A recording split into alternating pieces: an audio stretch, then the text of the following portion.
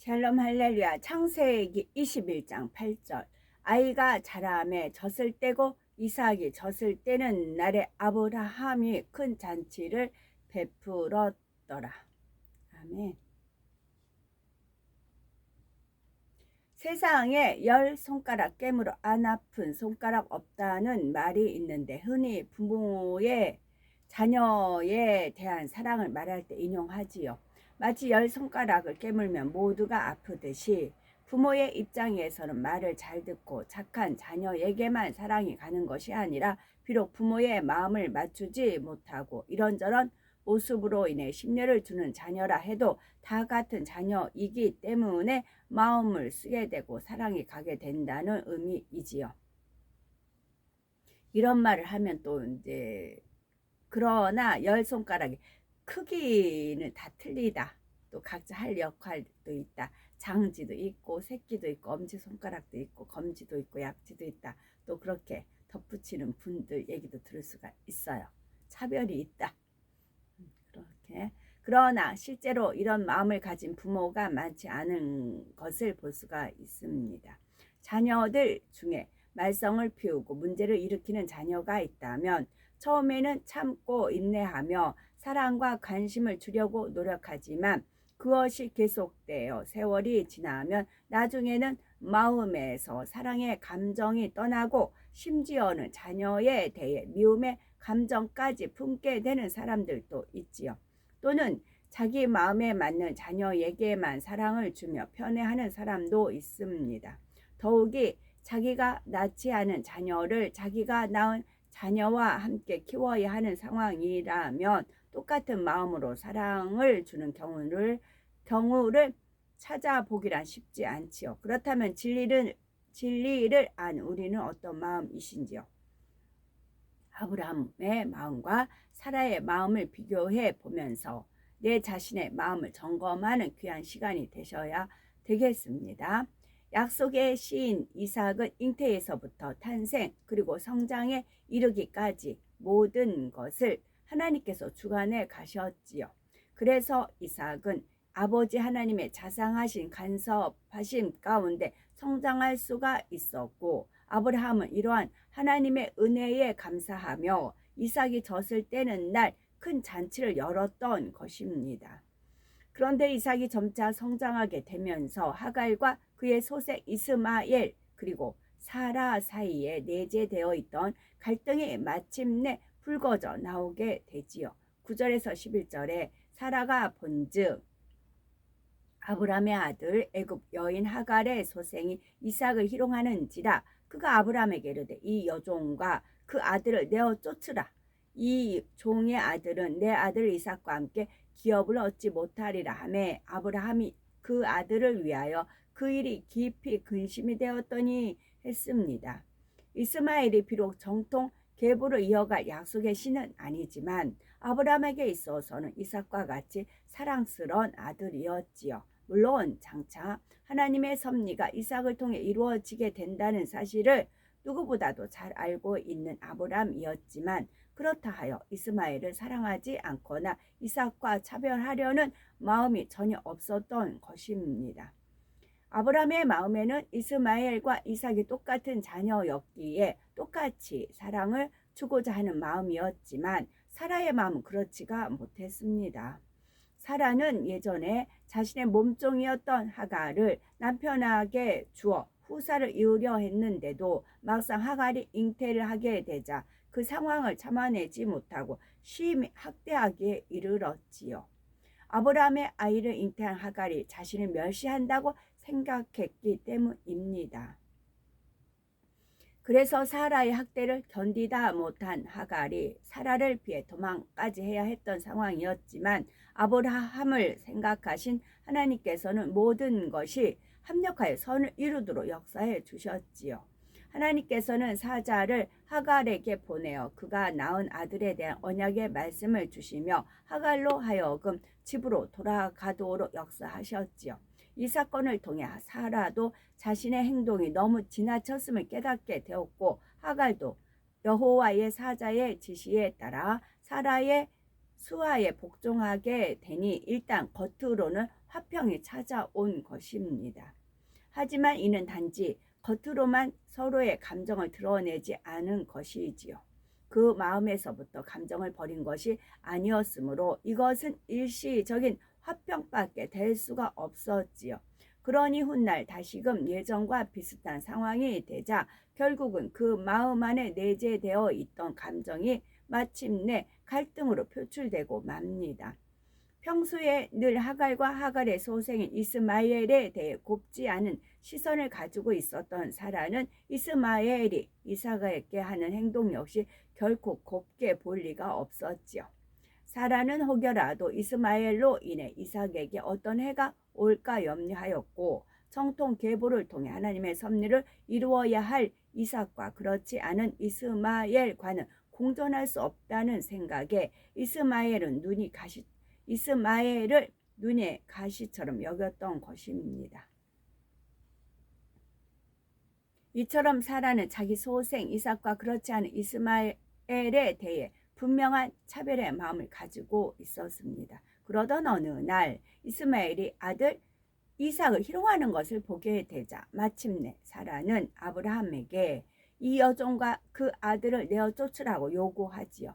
예전에 하갈을 심히 학대하여 하갈이 도망할 수밖에 없도록 만들었던 때와 전혀 달라진 것이 없는 사라의 마음을 느낄 수 있는 모습입니다. 세월이 흘렀는데도 예전에 가지고 있던 비질리의 마음을 버린 것이 아니라 마음 한편에 늘 눌러 놓았을 뿐임을 알 수가 있습니다. 사라가 아브라함의 마음을 조금만 이해하고 그의 선한 마음을 일부만이라도 닮았다면 결코 이런 말이 나오지는 않았겠지요. 만약 사라가 더 넓고 선한 마음이었다면 이스마엘도 남편 아브라함의 씨로 된 아들이니 오히려 이스마엘 역시 자신이 낳은 아들처럼 사랑과 관심을 가지고 보살펴 주었겠지요. 또한 이스마엘이 이삭에게 하는 행동도 희롱하는 것으로 보이는 것이 아니라 형제들 사이에 흔히 일어날 수 있는 장난 정도로 너그럽게 생각하고 넘어갔을 것입니다. 사라의 선한 마음에 감동이 되어 결국은 서로 화평을 이루며 살아갔을 것입니다.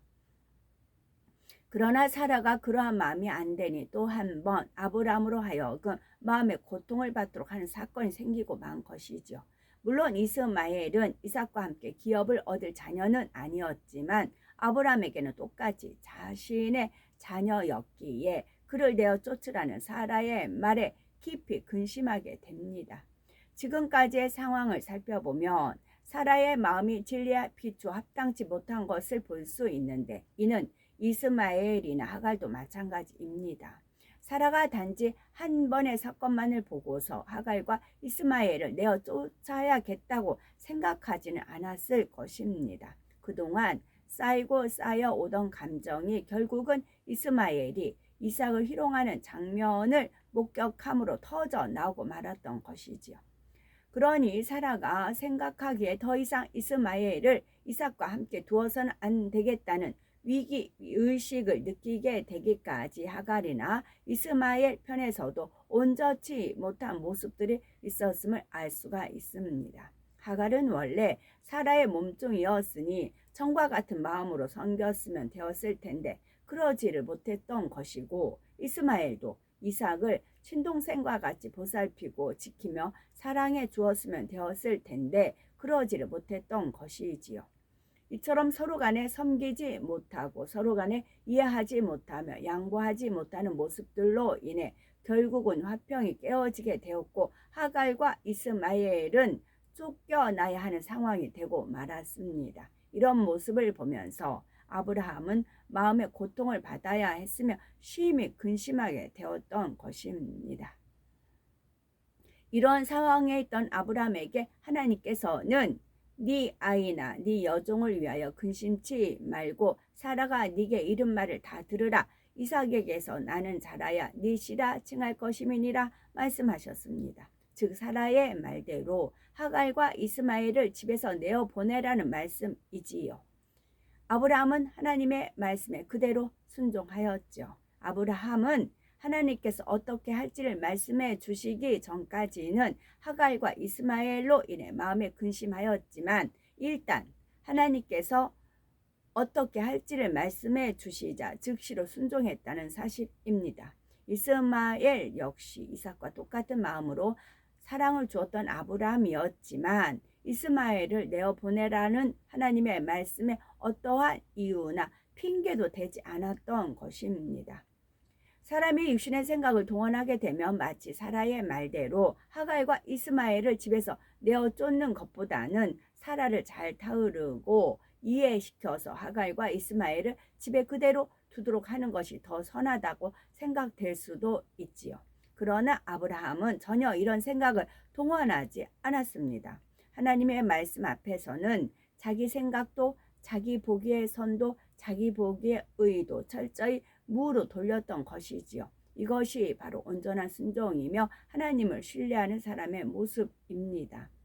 많은 사람들이 하나님의 말씀에 순종한다고 하지만 그것은 어디까지나 자기 생각이나 자기 보기의 의와 일치될 때인 경우가 대부분입니다. 자기 생각에 맞지 않고 자기 보기에 의에 맞지 않는 것에 대해서는 이내 육신의 생각을 동원하여 불순종하거나 자기 보기에 좋을 대로 행하는 사람들이 많습니다. 우리라면 과연 아브라함과 같은 상황에서 어떻게 하셨겠는지요? 선하신 하나님께서 왜 이렇게 말씀하시는 것일까 하고 육신의 생각을 동원할 분은 안 계신지요? 아니면 뭔가 더 좋은 방법이 있지 않을까 하며 다른 방법을 찾지는 않으시겠는지요? 그러나 자기 보기에 아무리 선해 보이고 좋은 방법이라 해도 하나님의 말씀에 어긋나는 것이 곧 불순종임을 알아야 합니다. 자기 생각과 자기 방법이 옳다고 생각하는 자체가 벌써 하나님 앞에 엄청난 교만이지요. 하나님께서는 우리가 비록 자기 생각에는 이해되지 않고 자기 보기에는 더 좋은 길이 있는 것 같아 보인다 해도 하나님 말씀에 그대로 순종하는 것을 원하십니다. 그리고 하나님께 모든 것을 맡겨드리는 마음이 되어지기를 원하시지요. 아브라함은 바로 이러한 마음이었기에 자기 생각이나 자기 주장을 내세운 것이 아니라 하나님의 말씀에 순종하며 모든 것을 하나님께 맡겨드렸다는 사실입니다. 우리는 내 생각에 비추어서 하나님의 말씀을 판단하거나 스스로 자신이 옳다 여기는 모습은 결코 없어야 합니다. 연단을 통해 육신의 생각이 철저히 깨어진 아브라함은 이처럼 어떠한 상황에서도 하나님 말씀에 온전히 순종해 갔던 것을 볼 수가 있습니다. 만약 아브라함이 하나님의 말씀에 순종하여 이스마엘을 집에서 내어 보냈을 때에 그가 정처 없이 떠도는 인생이 되고 말았거나 그대로 혈통이 끊어지고 말았다면 아브라함의 마음이 얼마나 아팠겠는지요. 그러니 하나님께서는 이때도 역시 아브라함을 생각하사 이스마엘을 통해서도 나름대로 한 민족을 이루어 가도록 섭리해 주셨다는 사실입니다. 결국은 이삭이라는 약속의 씨를 통해 하나님의 섭리를 이루어감에 있어서 사라는 사람의 생각과 사람의 방법 가운데 이삭을 통한 하나님의 섭리를 이루려 했던 것이고 아브라함은 하나님의 말씀에 순종하여 하나님께 맡겨드림으로 하나님의 생각과 방법에 따랐던 것입니다.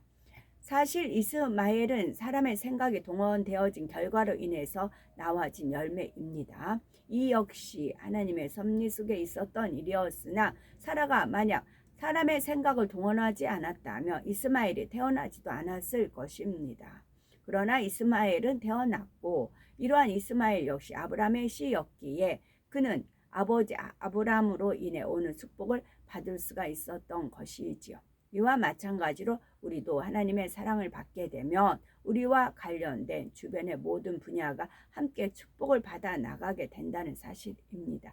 또한 하나님의 사랑을 더 크게 받게 되면 하나님께서는 우리가 마음이 아프지 않도록 많은 것을 역사해 가시는 것을 볼 수가 있습니다. 14절에 아브라함이 아침에 일찍이 일어나 떡과 물 한 가죽 부대를 취하여 하갈의 어깨에 메어주고 그 자신을 이끌고 가게 하매 하갈이 나가서 부엘세바 들에서 방황하더니 말씀하신 것을 통해 우리는 아브라함이 아브라함이 얼마나 하나님의 말씀에 순종하는 사람이었는지를 다시 한번 깨달을 수가 있습니다. 아브라함은 하갈과 이스마엘을 내어보내라는 하나님의 말씀이 떨어지자마자 이 아침에 일찍이 일어나 그 일을 행했다는 사실입니다.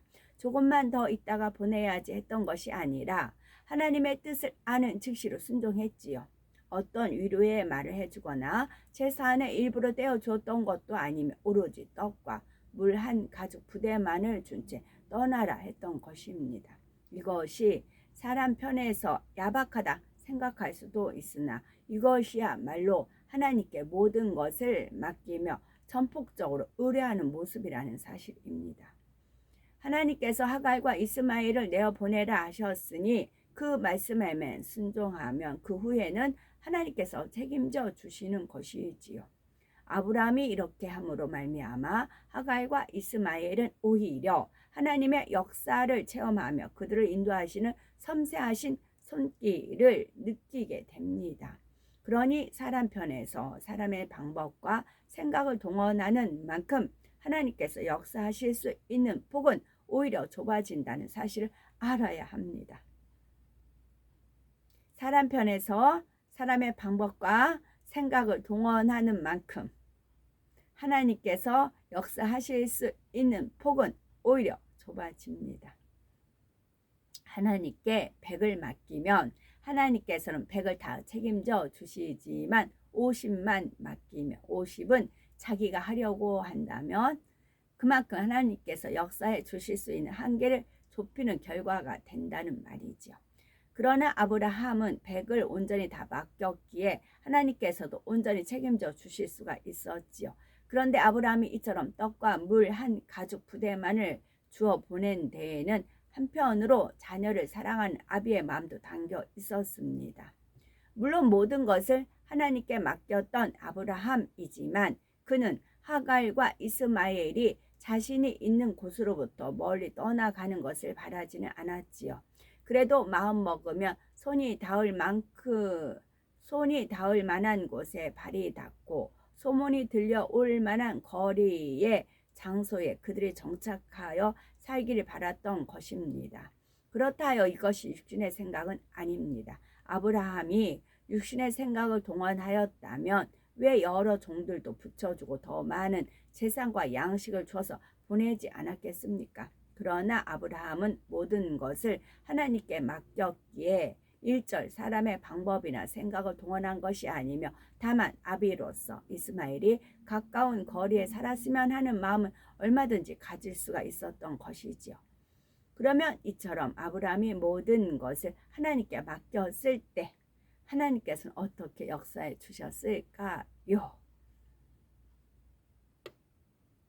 초신자나 새신자와 같은 경우는 그들이 신앙생활 어떻게 해야 하는지를 일일이 가르쳐 주고 이끌어 주어야 합니다. 마치 젖 먹는 어린아이를 돌보는 심정으로 세세한 거 하나까지라도 살펴주어야 하지요. 그러나 신앙이 어느 정도 성장하게 되면 일일이 가르쳐 주고 이끌어 주는 것이 아니라 이제는 스스로가 길을 찾도록 해주어야 합니다. 물론 때에 따라서는 신방과 상담을 통해 영적으로 제대로 갈 수 있도록 늘 관심과 사랑으로 대해주어야 하지만 이제 영의 지식을 어느 정도 알고 스스로도 체험을 해나갈 수 있는 신앙이라면 이때는 밥을 더 먹여주기보다는 밥을 먹는 방법을 가르쳐 주어야 하지요. 그래야 신앙이 더 빠르게 성장하며 스스로도 자신감을 갖게 되는 것입니다. 또한 어떤 경우는 연단 중에 있는 것을 알면서도 스스로 통과에 나오도록 놔두어야 할 때도 있죠. 연단받는 모습이 힘들어 보인다 하여 옆으로 도와주려 하는 것이 오히려 상대의 신앙 성장을 막는 경우도 있기 때문입니다. 그렇다면 우리의 신앙은 지금 어떤 상태인지요? 여전히 누군가가 일일이 밥을 먹여주고 어떻게 해야 하는지를 가르쳐 주어야 하는 모습인지요? 아니면 이제 어느 정도 스스로도 분별을 하며 하나님의 인도하심을 받아 나가고 계신지요? 또는 밝은 성령의 인도하심 가운데 하나님의 뜻에 온전히 순종하고 계신지요? 바로 아브라함처럼 하나님의 뜻에 온전히 순종하며 바른 인도하심을 받아 나가야 할 것입니다. 이는 우리가 육신의 생각을 온전히 깨뜨리고 작은 것 하나에서부터 하나님의 말씀에 순종할 때만 들어갈 수 있는 차원입니다. 그럴 때 하나님께서 우리를 한 단계 한 단계 더 깊은 영의 차원으로 인도해 가실 수가 있습니다. 아브라함의 모습과 내 자신의 모습을 비교해 보심으로 나는 얼마나 하나님의 말씀에 온전히 순종하는 모습인가를 점검해 보아야 되겠지요. 그래서 부족한 것은 발견하고 변화되어서 모든 것 곧 하나님의 기쁜 것이라도 동달하시는 성령의 인도하심 가운데 날마다 더 깊은 영의 차원으로 들어오신 우리가 되어야 되겠습니다. 그래서 발견되는 게 은혜입니다. 부족한 것은 발견하고 변화되어서 이 부분이 은혜이지요. 아멘.